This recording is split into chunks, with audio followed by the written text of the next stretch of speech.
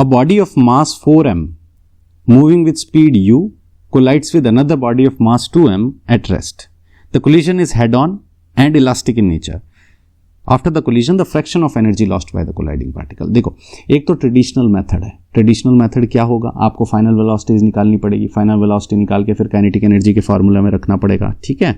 और kinetic energy के formula में रखने के बाद उनको सब्ट्रैक्ट करना पड़ेगा और फाइंड द रेशियो निकालना पड़ेगा. वो एक थोड़ा सा लेंथी मेथड है, ठीक है, टाइम कंज्यूमिंग मेथड है, और हमारे पास टाइम इतना होता कहाँ है एग्जाम में, ठीक है. तो यहाँ पे एक डायरेक्ट फार्मूला है, डायरेक्ट फार्मूला ही हम यूज कर लेते हैं.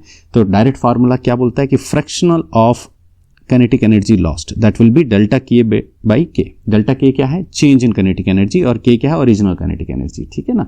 तो इसी को फ्रैक्शन बोलते हैं. फ्रैक्शन किसको बोलते हैं कि कितना चेंज हुआ अपॉन कितना था ओरिजिनली, ठीक है.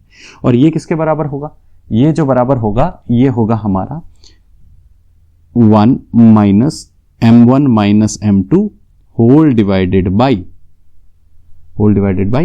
m1 प्लस m2, इसका स्क्वायर, ठीक है ना, इसका स्क्वायर, ठीक है भाई. तो इसका जल्दी से सॉल्यूशन निकाल लेते हैं, डायरेक्ट क्वेश्चन है. तो यहां पे ये हो जाएगा 1 माइनस, आपको ये फॉर्मूला डायरेक्ट याद रखना है अगर शॉर्टकट करना है, नहीं तो ट्रेडिशनल तरीके से करना है तो वो टाइम कंज्यूमिंग होगा, ठीक है. सो 1 माइनस m1 माइनस m2, ठीक है भाई.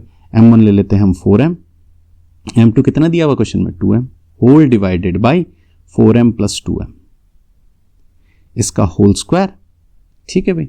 और ये हो जाएगा कितना, ये हो जाएगा हमारे पास 1 minus 4m minus 2m sir 2m, 4m plus 2m sir 6m, m से m कट गया, बिल्कुल.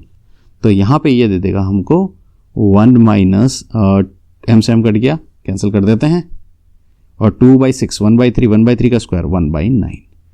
सो 1 माइनस 1/9 हमारा आंसर आ गया 8/9 डायरेक्ट, ठीक है ना.